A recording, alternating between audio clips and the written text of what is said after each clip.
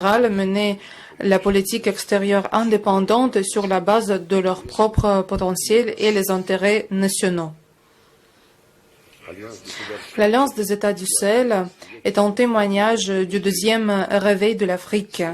Les aspirations des Africains de jouer un rôle actif, indépendant dans les affaires internationales et se débarrasser des restes de la dépendance coloniale. De ma part, j'ai souligné que nous allons soutenir le renforcement des positions du continent et aider dans le monde multipolaire qui est en train d'être formé, ou pour le continent africain et les structures d'intégration en Afrique, il faut assurer une place digne. Nous avons constaté avec satisfaction la volonté mutuelle à renforcer notre partenariat qui se base sur la confiance et le respect mutuel et le profit mutuel. De ma part, j'ai constaté la volonté de la Russie d'aider la Confédération sur tous les trois volets prioritaires de son activité, la défense et la sécurité, deuxièmement l'économie, et troisièmement la diplomatie en tant que participation aux processus internationaux. La région du Sahara-Sahel fait face aux manifestations du terrorisme et nous avons souligné que les causes profondes de ce problème sont enracinées dans le passé colonial. Par exemple, à cause des métropoles, nous le savons bien, en Afrique, les frontières des États ont été définies sans tenir en compte les traits spécifiques locaux des populations qui habitent en certains territoires. Les métropoles ont divisé les peuples, les groupes ethniques, en les restant dans les États séparés. Et cela a impacté négativement le continent. Certains joueurs internationaux hors la région continuent les tentatives de déstabiliser la région. Parmi eux se trouve le régime de Kiev qui, avec la pleine connivence de ses sponsors occidentaux, soutient ouvertement les groupes terroristes dans cette région de l'Afrique. De ma part, j'ai souligner la volonté de Moscou d'augmenter le potentiel des forces unifiées des États du Sahel, augmenter leur capacité de combat, la capacité des forces armées nationales de chaque pays, former les cadres militaires et les employés des forces du maintien de l'ordre. Nous aidons aux pays de l'Alliance des États du Sahel dans d'autres domaines. Nous livrons de manière régulière les produits agricoles, les engrais, les vecteurs d'énergie et d'autres produits critiques. Nous sommes conscients de la signification de ces fournitures, premièrement, de l'alimentation pour le développement social et économique des États africains. Le volume de nos échanges commerciaux a augmenté de 10 fois, mais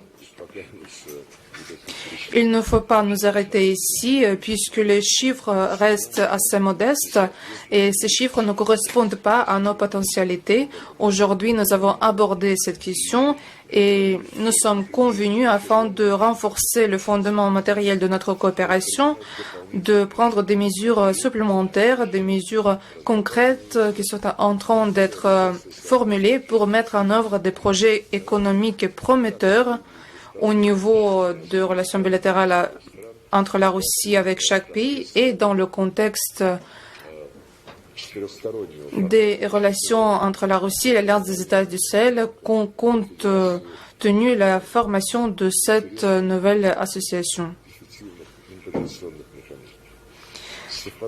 Nous avons abordé les questions pertinentes de l'agenda global et régional. Nous sommes unis par l'attachement aux principes de base du droit international, comme la légalité souveraine des États, la non-ingérence dans les affaires intérieures, le respect du droit des peuples à définir indépendamment leur sort, les modèles du développement politique, social et économique, et bien sûr Nous sommes unis par le respect d'un autre principe des Nations Unies qui est lié au respect des droits de l'homme indépendamment de la race, du sexe, de la langue et de la religion.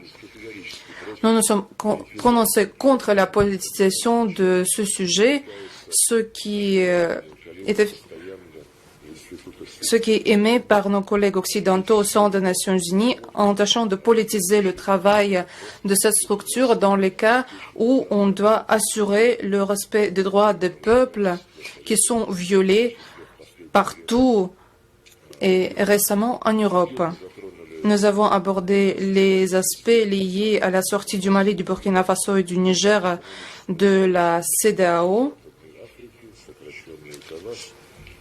Nous avons abordé les principes pour normaliser la coexistence de ces deux associations. La Russie est prête à aider à la normalisation du dialogue constructif entre ces associations. Si nos services sont nécessités, nous sommes ravis de vous aider. Nous sommes unis puisque le dialogue sur le format Russie-Alliance des États du Sahel donnera une nouvelle dynamique à la promotion de relations bilatérales et apportera une contribution à la normalisation des mécanismes de la coopération entre quatre parties, ce qui va favoriser la coopération dans le cadre du Forum de partenariat Russie-Afrique. Au niveau des ministres des Affaires étrangères, nous préparons vers la deuxième session de cet forum. Pour conclure, je tiens à dire que, selon mon ami Abdoulaye Diop, ce drapeau de l'Alliance des États du Sahel est démontré pour la première fois hors la région. Et ce drapeau, si vous le regardez, représente un drapeau avec un baobab. Selon les traditions ouest-africaines, cet arbre signifie la réconciliation et ce signe reflète les aspirations de vos peuples, sans doute.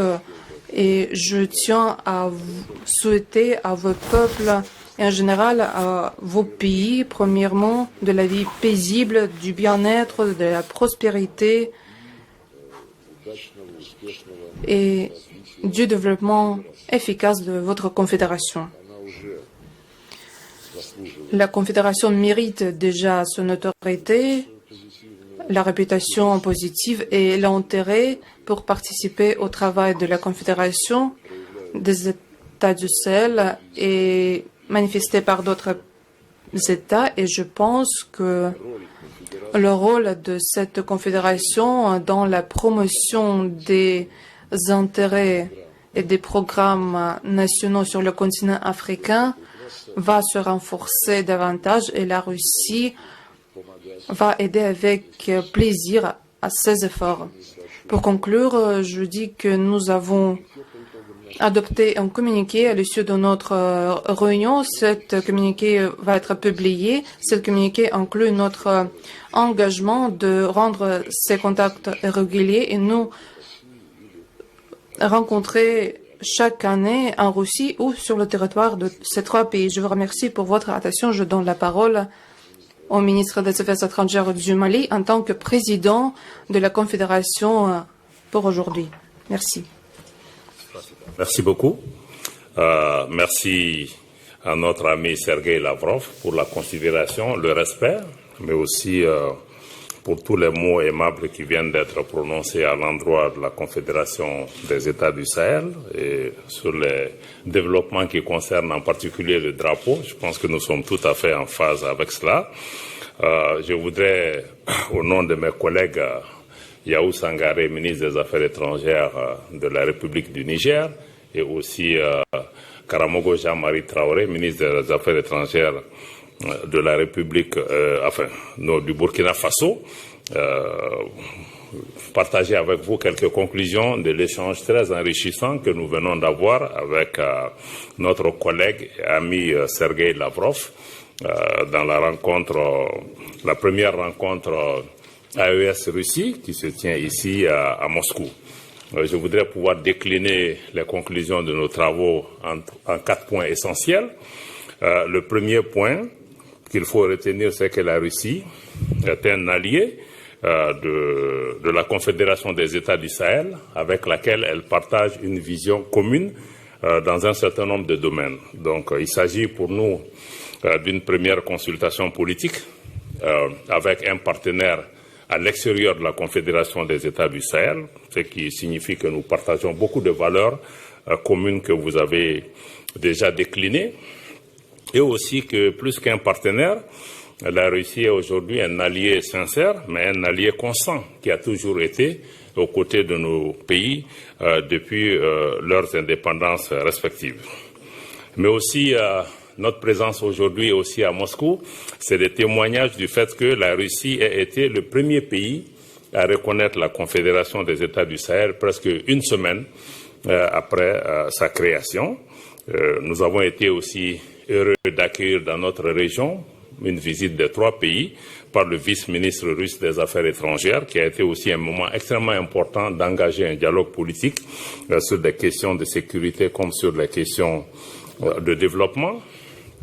Pour nos pays, son Excellence le président Traoré du Burkina Faso, comme le général d'armée Abdourahmane Tchani de la République du Niger, comme le général d'armée Assimi Goïta du Mali, en conjonction avec son Excellence le président Vladimir Poutine, mettent aujourd'hui l'intérêt de leur population au cœur de leurs actions.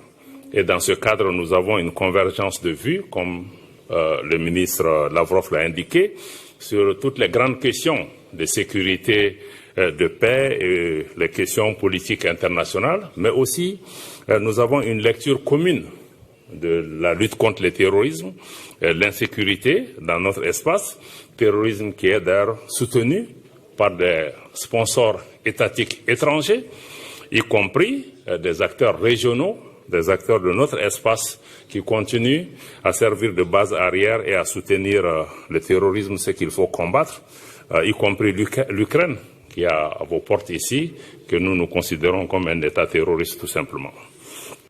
Pour nous, avec la Russie, naturellement, nous mettons au cœur de notre action le respect de la souveraineté de nos pays, le respect de nos choix stratégiques, mais aussi la préservation des intérêts vitaux de nos populations.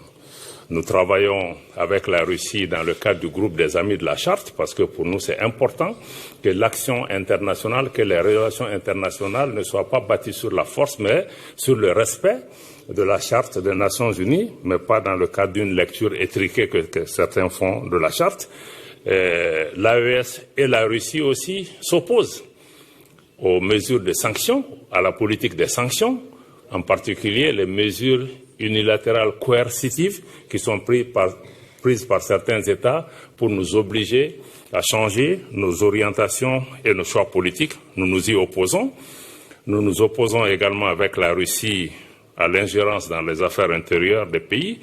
Et par-dessus tout, vu notre expérience, nous travaillons avec la Russie pour nous opposer à toutes les politiques néocoloniales, les politiques d'assujettissement et de domination, de contrôle de nos pays par d'anciennes puissances coloniales qui veulent maintenir leur emprise sur nos pays et nous empêcher de faire des choix politiques et économiques au bénéfice de nos populations. Ça, c'est du point de vue du partage de la vision commune des valeurs et des principes. Le deuxième point de conclusion, c'est que nous avons échangé avec nos partenaires russes sur les avancées de la construction confédérale, de la mise en place de l'Alliance des États du Sahel, et des progrès considérables ont été menés en 8 mois de mise en place de cette confédération qui est bâtie sur 3 piliers, la défense et la sécurité, le pilier diplomatie et le pilier développement. Sur le pilier défense et sécurité, pour lequel la Russie est un partenaire stratégique important, aujourd'hui, nos unités travaillent dans le cadre d'opérations conjointes entre les 3 pays qui donnent des résultats considérables sur le terrain, avec la neutralisation de beaucoup de groupes terroristes dont certains se sont rendus aux autorités. Aujourd'hui, nous évoluons dans le cadre d'opérations militaires conjointes. L'objectif pour nous est d'arriver à mettre en place une force unifiée de la Confédération des États du Sahel pour mutualiser nos efforts dans le cadre de la lutte contre le terrorisme. Aujourd'hui, il y a un moment, nos pays ne contrôlaient pas tout leur espace territorial. Aujourd'hui, il y a des progrès considérables qui ont été faits. Et sur le plan militaire, la prise de Kidal, il y a 2 ans, dans le nord du Mali, a été une étape importante pour nous permettre de reprendre le contrôle de nos territoires et d'assurer la sécurité. Sur le plan diplomatie, nos 3 pays travaillent ensemble dans le cadre de la Confédération des États du Sahel pour parler d'une seule voix. Moscou aujourd'hui nous en donne également l'opportunité. Nous souhaitons travailler pour accroître la reconnaissance de la Confédération des États du Sahel, tant au niveau bilatéral qu'au niveau multilatéral. Beaucoup de pays s'ouvrent progressivement à cette possibilité. Et nous nous coordonnons au plan international sur beaucoup de questions, y compris la question des droits de l'homme et beaucoup de questions politiques. Sur le plan du développement, nous travaillons à renforcer une intégration des peuples d'abord, entre nos populations, mais asseoir la libre circulation. Nous avons mis en circulation récemment un passeport AES pour nos 3 pays. Ensuite, une décision est prise pour la mise en circulation des cartes d'identité biométriques et aussi avoir un espace de visa qui sera aménagé, un visa commun à nos 3 pays. Nos pays travaillent aussi dans le cadre de projets structurants dans le domaine des infrastructures, de l'énergie et d'autres domaines. Nous travaillons à mettre en place dans les mois qui viennent une banque d'investissement parce qu'il faut dégager des ressources nécessaires pour pouvoir nous-mêmes financer le développement de nos pays. Et récemment, nous avons mis en place un prélèvement confédéral qui permet de prélever 0,5% des importations pour pouvoir financer le fonctionnement de cette organisation, de cette confédération, mais aussi en même temps pouvoir financer la banque d'investissement, mais aussi financer les différents projets structurants dans notre souci d'avoir une organisation qui soit autonome, mais qui soit financée principalement par nos ressources, même si nous restons ouverts à différents partenariats sans qu'ils puissent prendre le contrôle de notre organisation. La Confédération, en termes d'avancée aussi, a mis en avant le renforcement de son identité visuelle. Je me réjouis du fait qu'aujourd'hui, nous ayons pour la première fois, comme le ministre Lavrov l'a indiqué, que le drapeau de l'AES soit monté en dehors de l'espace AES pour la première fois. C'est aujourd'hui ici, au niveau de la Confédération de Russie. Donc nous les remercions pour cela. Je crois que c'est un pas important. Nous avons aussi développé un logo qui est au centre de ce drapeau.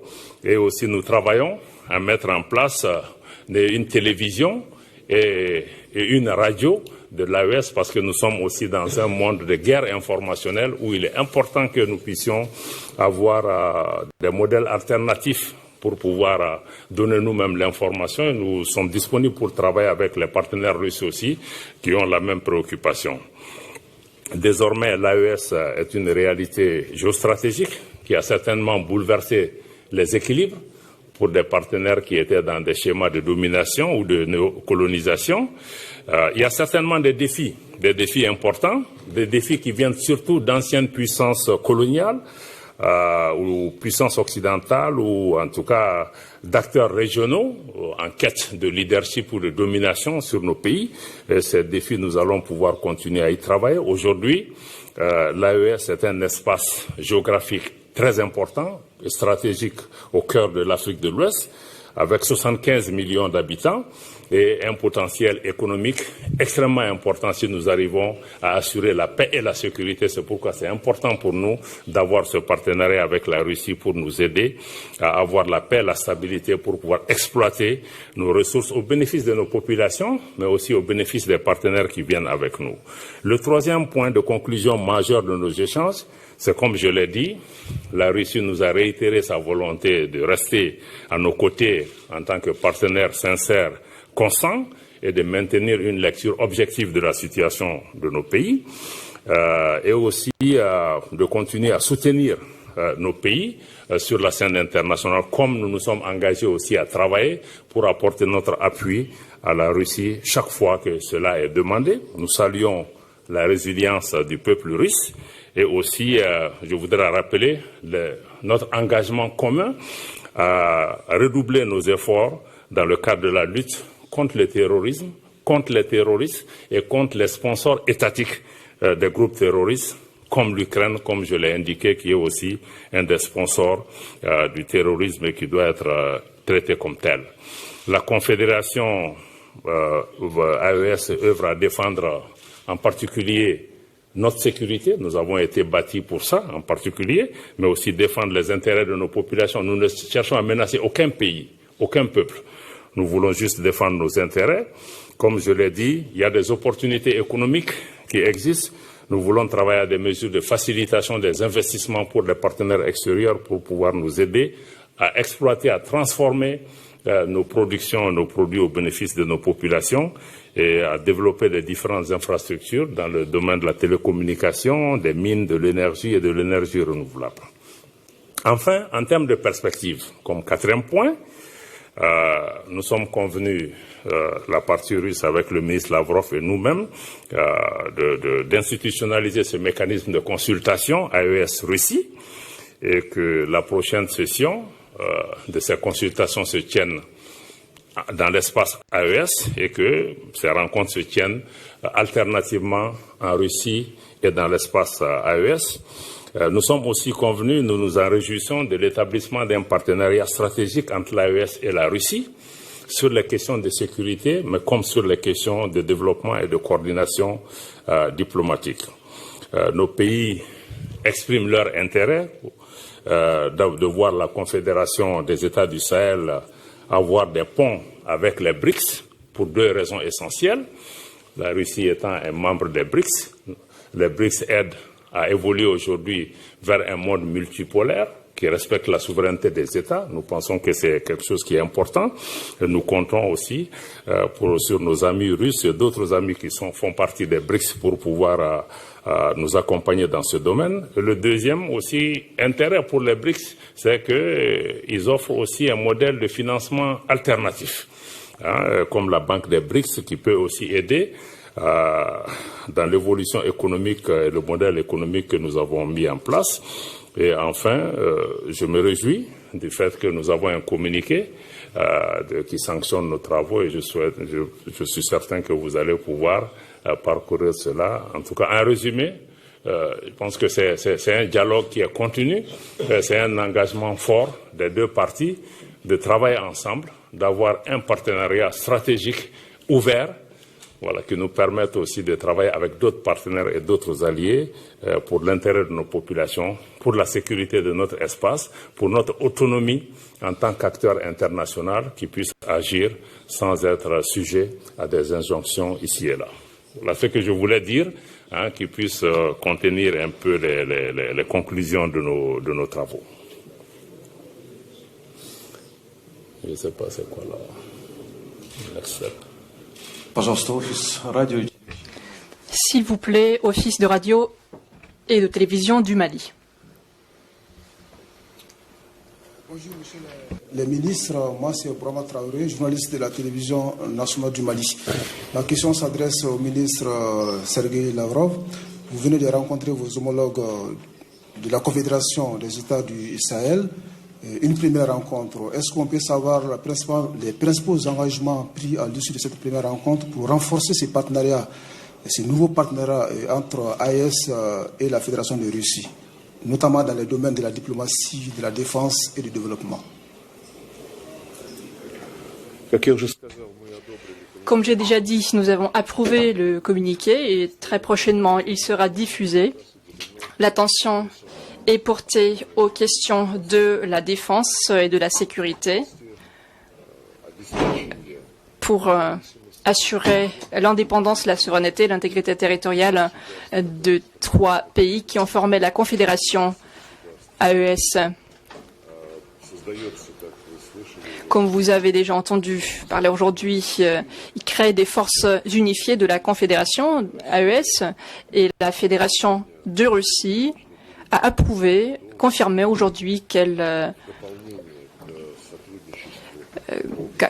part le renforcement de la capacité de ces trois pays dans le cadre bilatéral, la Russie apporterait son soutien pour la formation de ces forces armées unifiées de l'Alliance des États du Sahel. Nous allons fournir des consultations parce que Nous avons une expérience de travail avec notre voisin, les républiques de Biélorusse. Nous avons également l'expérience de travail avec les membres de l'ETCS et je pense que cette expérience pourra être bénéfique pour la formation des forces unifiées de l'Alliance des États du Sahel. Bien sûr, nous serons prêts à transmettre cette expérience en organisant une formation en continu et en utilisant les instructeurs russes qui travaillent déjà dans les pays qui sont présentés ici. Bien sûr, il s'agit de la livraison des articles à destination militaire. Bien sûr, c'est un pas important pour renforcer, pour établir ces forces unifiées dans ce format. Et nos spécialistes peuvent leur aider à développer un schéma d'approvisionnement de ces forces pour fournir des armes concrètes, le matériel militaire concret. Là-dessus, nous avons des accords tout à fait concrets. Suite à nos actions bilatérales, il y a maintenant ce format quadripartite et qui va enrichir nos liens en matière militaire et technique. Quant à la diplomatie,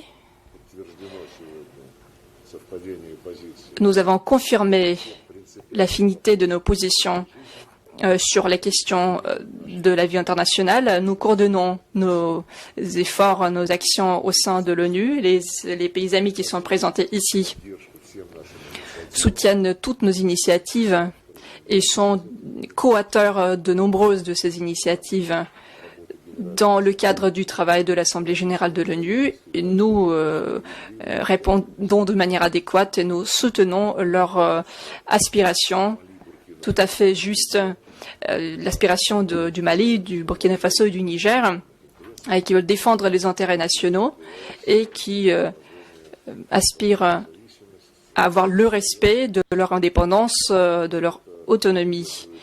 Nous les appuyons non seulement sur le plan politique et moral, mais par exemple quand au Conseil de sécurité de l'ONU on tente de faire passer les décisions qui ne sont pas acceptables pour les pays membres de l'AES, la Fédération de Russie ne fait tout en sorte que ces décisions ne soient pas passées.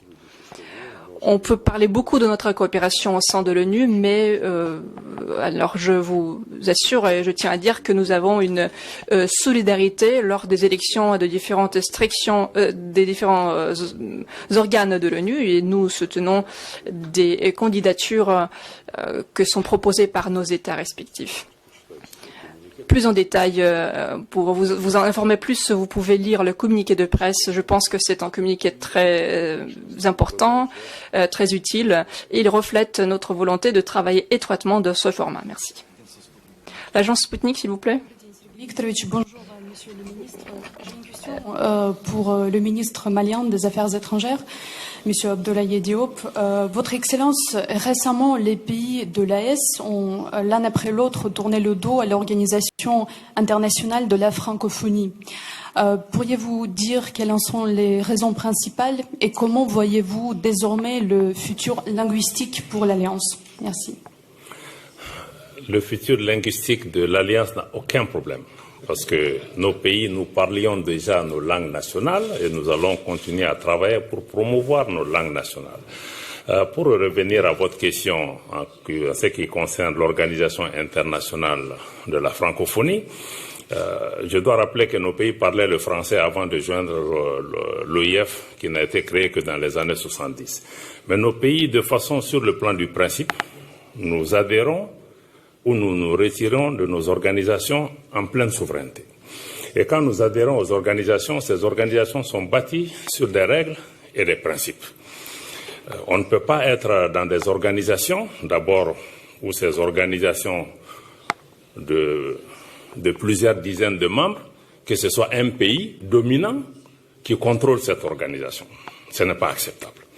Et qu'ensuite, nous soyons dans des organisations où il y a des règles, parce que pour ce qui concerne le cas de nos pays, qui ont été suspendus de l'OIF sur la base des textes de l'OIF, à cause des changements politiques et institutionnels qui sont intervenus dans nos pays. Mais il y a d'autres pays qui ont connu les mêmes développements, mais qui n'ont eu il n'y a eu aucun problème. Donc pourquoi nos 3 pays sont ciblés? Parce que nous avons fait des choix qui vont à l'encontre de ces pays dominants de l'OIF. Et ceci n'est pas acceptable parce que nous sommes membres, nous payons nos contributions et nous ne pouvons pas être membres d'une organisation qui fonctionne avec à géométrie variable. Et ça ne peut pas être un cas et nous avons décidé et puis nous ne sommes pas là pour promouvoir un pays en particulier. Donc c'est pour ces raisons que nous avons estimé que notre qualité de membre, parce que l'OIF a été créé au Niger, l'ancien président du Niger a joué un rôle fondamental pour sa création. Mais nous sommes arrivés à un moment où beaucoup d'organisations sont aujourd'hui instrumentalisées, contrôlées pour des agendas politiques de certains pays en particulier, pour essayer de sanctionner d'autres pays sur la base de considérations particulières à certains pays et non sur la base des textes. Donc, en toute souveraineté, nous nous retirons de ces organisations parce qu'elles ne travaillent plus dans le sens de l'intérêt que nous voulons. Maintenant, comme je l'ai dit, nous parlions le français avant d'intégrer l'OIF. Nous allons certainement continuer à parler le français. Mais ce que nous souhaitons par-dessus tout, c'est de pouvoir valoriser aussi nos langues nationales. Il y a des langues dans l'espace AES, comme le Djerma, le Hausa, qui est parlé entre le Mali, le Burkina et le Niger. Il y a le Bambara ou même le Moré, qui sont parlés par des populations à la fois au Burkina et chez nous. Donc c'est une opportunité aussi de pouvoir renforcer nos langues nationales et pouvoir renforcer notre autonomie. Voilà, ce sont ces raisons qui nous ont conduits à nous retirer de cette organisation. Et nous le ferons pour toute organisation qui sort de son mandat et qui se met à jouer la politique pour 1 ou 2 pays. Merci.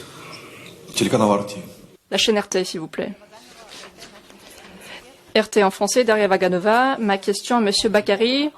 En 2024, l'ouverture de l'ambassade russe à Niamey, la capitale du Niger, a été annoncée. Où en est-on actuellement? Merci. Merci. Effectivement, dans les années 70, nous avons été amenés à fermer notre ambassade à Moscou. À la fin, on s'est rendu compte que c'était une erreur. Qu'on ne peut pas ignorer un pays, ne pas être présent dans un pays comme la Russie.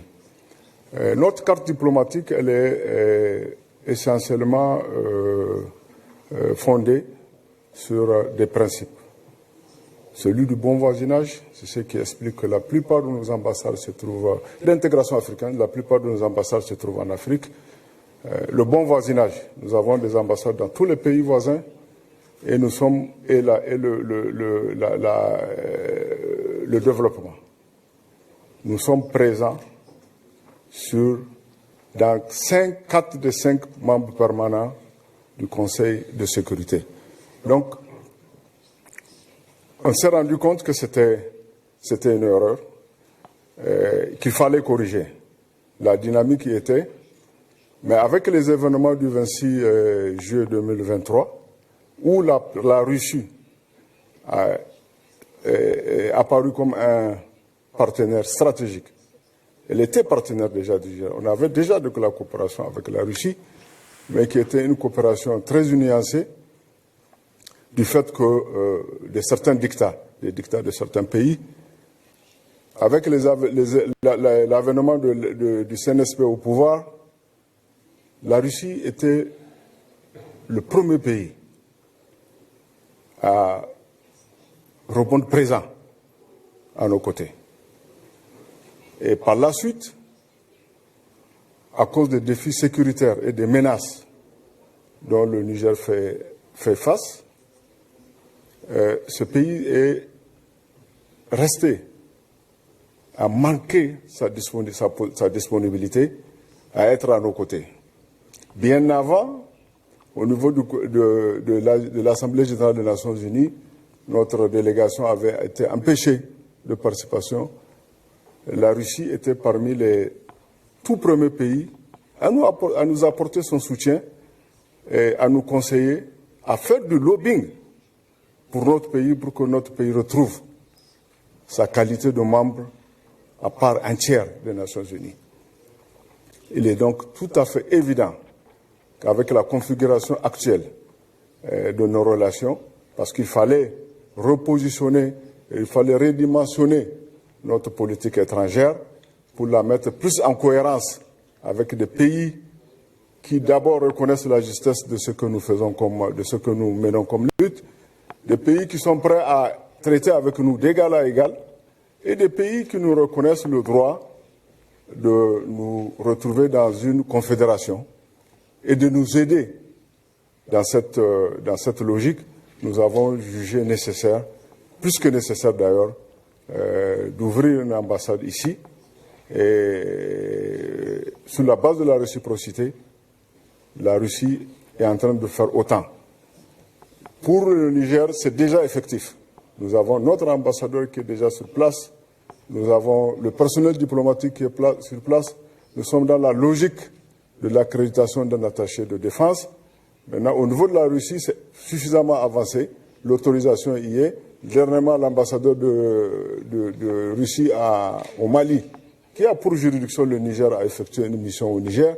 Il a visité des bâtiments. Il est dans la perspective de trouver des bâtiments qui vont abriter la chancellerie, la résidence et l'ensemble du régiment du personnel diplomatique. Et nous attendons d'un moment à un autre pour que la Russie nous propose un nouvel ambassadeur. Et je vous assure, nous l'attendons avec beaucoup d'impatience et ça sera fait dans les plus brefs délais. Merci. Radio Burkina Faso, s'il vous plaît. Après cette rencontre d'aujourd'hui, quelles seront les prochaines étapes au niveau de l'AES pour consolider ce qui a été dit aujourd'hui? Bien, merci. Je pense que les prochaines étapes transparaissent déjà à travers les différentes réponses pertinentes qui ont été données par leurs excellences, les ministres des Affaires étrangères. Au niveau de l'AES, il s'agira de poursuivre la structuration à travers la consolidation des institutions nouvelles qui vont naître. Et ces institutions, c'est quoi? C'est la force unifiée. Ces institutions, c'est quoi? C'est la banque d'investissement. Ces institutions, c'est probablement les centrales d'achat. Donc, il s'agira pour nous de travailler à consolider la structuration de ces institutions. Et naturellement, dans le cadre des rapports entre la Confédération et la Fédération, on va dire, il s'agira de poursuivre. Aujourd'hui, nous avons validé l'institutionnalisation des consultations au niveau ministre des Affaires étrangères. Et je crois qu'avec les résultats probants que nous avons obtenus déjà, quand vous regardez les chiffres en matière de commerce, il s'agira de poursuivre et je crois que ça se consolide au fil des forats. La Russie est de plus en plus une destination privilégiée pour le secteur privé de la Confédération et vice-versa. Donc nous allons travailler à davantage créer un environnement qui va favoriser ce niveau-là, mais aussi dans tous les secteurs. Et je crois que c'est aussi l'opportunité ici pour encore saluer la disponibilité de la Russie à travailler avec ces nouvelles institutions naissantes, à savoir la force unifiée et la banque d'investissement. Merci. Merci.